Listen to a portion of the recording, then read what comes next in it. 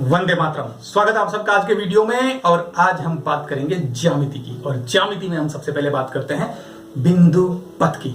ढंग से देखिएगा और समझिएगा, क्योंकि ज्यामिति का पोर्शन हम आज शुरू कर रहे हैं और ज्यामिति को सब कठिन मानते हैं। कठिन नहीं है, अगर आप एक एक चीज को समझ लेंगे तो बिल्कुल कठिन नहीं है। इसलिए हम हर चीज को ढंग से समझेंगे। चलिए शुरू करते हैं। बिंदु पथ क्या होता है? बिंदु पथ ये है एक बिंदु। अब आप कहोगे बिंदु क्या होता है? तो देखिए, बिंदु होता है एक मोटाई रहित डॉट, यानी ऐसी मोटाई जिसकी कोई मोटाई नहीं है, उसे हम कहेंगे बिंदु। अगर आपने इसको इतना मोटा बना दिया तो आपको दिख भले ही जाएगा, लेकिन ये बिंदु नहीं है। ये बिंदु नहीं है क्योंकि इसकी कोई ना कोई मोटाई है। तो मोटाई रहित मोटाई को ही क्या कहते हैं हम? बिंदु।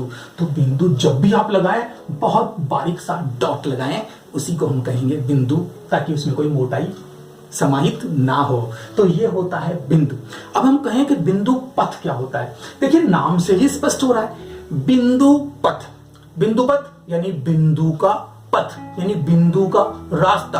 यानी बिंदु अगर किसी रास्ते को तय कर रहा है, किसी रास्ते पर चल रहा है, तो जो रास्ता बन रहा है वही क्या कहलाएगा? बिंदु पथ। जैसे कि ये एक बिंदु है और ये यहां से चलना प्रारंभ करता है और ये इस तरह से गमन करता है। मान लीजिए कैसे भी गमन कर रहा है, तो ये इस बिंदु का बिंदु पथ है या नहीं है? है। आप देख रहे हैं कि इस पथ को अगर मैं एक लाइन के द्वारा दिखाऊं तो ये पथ कुछ इस प्रकार से है। तो ये इस बिंदु का बिंदु पथ है। अगर हम शाब्दिक अर्थ की बात कर रहे हैं तो है कि नहीं? है। और बिंदु ऐसे भी गमन कर सकता है। हम इस बिंदु को कह देते हैं कि भैया तेरे को सीधे सीधे चलना है, इधर उधर कहीं नहीं भागना है। तो ये बिंदु क्या करेगा? बिल्कुल इस लाइन पर चलेगा। इस लाइन पर चलेगा, पहले यहां, फिर यहां, फिर यहां, फिर यहां, फिर यहां, फिर यहां, फिर यहां, फिर यहां, और इस तरह से ये इस लाइन का निर्माण करेगा। तो ये बिंदु पथ और ये बिंदु पथ दोनों में फर्क है।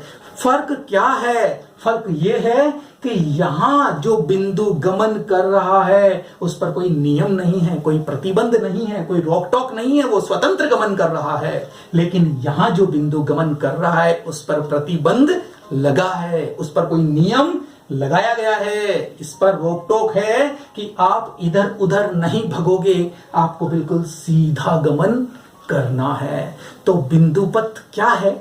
बिंदु पथ इन नियमों में बंधा हुआ पथ ही उस बिंदु का बिंदु पथ कहलाता है। शाब्दिक अर्थ के अनुसार तो ये भी है, लेकिन आप जानते हैं कि गणित में हर काम नियमों के अंतर्गत होता है। होता है कि नहीं होता है? होता है ना। इसीलिए यहां भी नियम लगना जरूरी है। और यहां जब नियम, कोई प्रतिबंध लगता है बिंदु के पथ पर, यानी कि रास्ते पर, तो वो बन जाता है बिंदु पथ। इसलिए इसे हम बिंदु पथ नहीं कहेंगे, लेकिन ये बिंदु पथ है। देखते हैं इसके और एग्जांपल्स और समझते हैं बिंदु पथ को।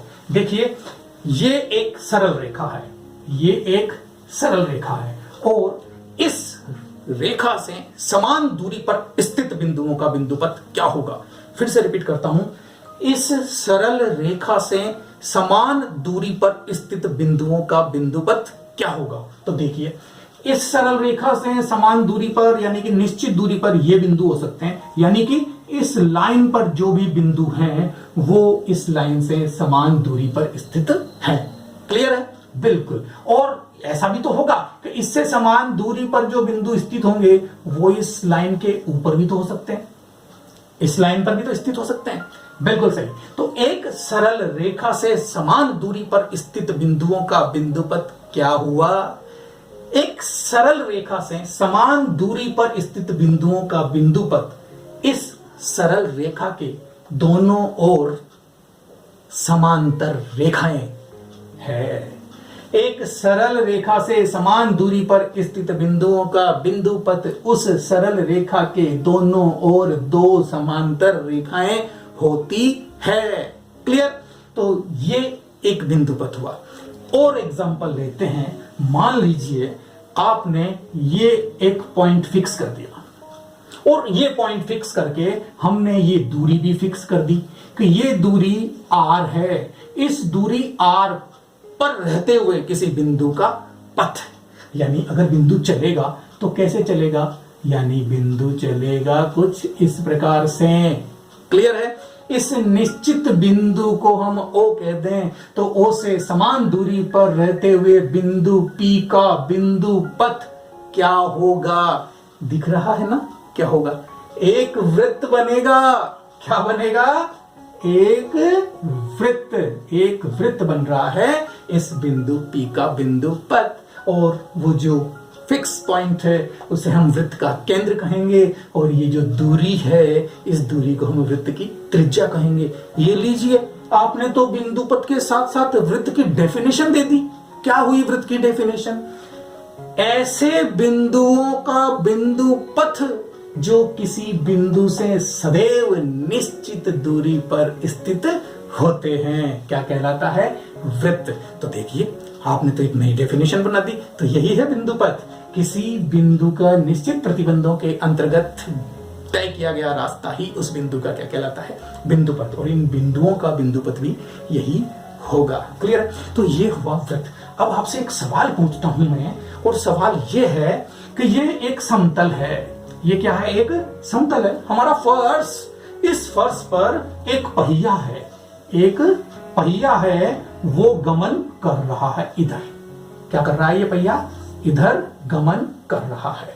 तो आप बताइए कि इस पहिए के केंद्र का बिंदु पथ क्या होगा? इस पहिए के केंद्र का, पहिए का केंद्र कहां? ये रहा। इस केंद्र का बिंदु पथ क्या होगा? स्पष्ट है कि जब ये पहिया राउंड लेकर यहां घूमेगा, अरे केंद्र की स्थिति तो यही रहेगी ना। केंद्र की स्थिति तो यही रहेगी, यानी केंद्र क्या होगा? केंद्र का बिंदु पथ क्या होगा? इस समतल के समांतर एक सरल रेखा। तो किसी समतल पर अगर एक पहिया लुढ़कता है तो पहिए के केंद्र का बिंदु पथ उस समतल के समांतर एक सरल रेखा होता है। बोर्ड में सवाल आ चुका है ये, बिल्कुल। ये जो अभी तक हम जितने भी उदाहरण ले रहे हैं, बोर्ड में ये सवाल पूछे जा चुके हैं, इसलिए आप इन्हें ढंग से समझ लीजिए। तो क्लियर हुआ कि हमारा बिंदु पथ क्या होता है। तो बिंदु पथ क्या है? बिंदु पथ बिंदुओं का एक ऐसा समुच्चय होता है। क्या होता है? बिंदु पथ बिंदुओं का एक ऐसा समुच्चय। समुच्चय का मतलब क्या है?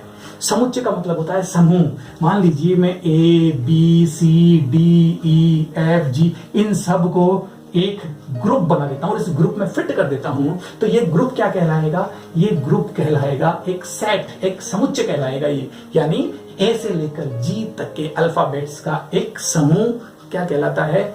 समुच्चय कहलाएगा, A से G तक के अल्फाबेट का। तो इसी प्रकार से बिंदुओं का समुच्चय। बिंदुओं का समुच्चय मतलब जिसमें बहुत सारे बिंदु होंगे, तो बिंदुओं का जो समूह होगा वो समुच्चय कहलाएगा। तो चलते हैं हमारी डेफिनेशन पर कि बिंदु पथ होता क्या है। बिंदु पथ बिंदुओं का एक ऐसा समुच्चय होता है जिसमें बिंदु दिए गए एक या अधिक प्रतिबंधों का पालन करते हैं। फिर से रिपीट करता हूं, बिंदु पथ दिए हुए बिंदुओं का एक ऐसा समुच्चय होता है। बिंदु पथ बिंदुओं का एक ऐसा समुच्चय होता है जो दिए गए नियमों का या फिर प्रतिबंधों का पालन करते हैं। बिंदु पथ बिंदुओं का एक ऐसा समुच्चय होता है जो दिए गए प्रतिबंधों का पालन करते हैं। तो ये होता है हमारा बिंदु पथ। अब बिंदु पथ में दो बातें निहित है, उनको भी आप समझ लीजिए। क्या?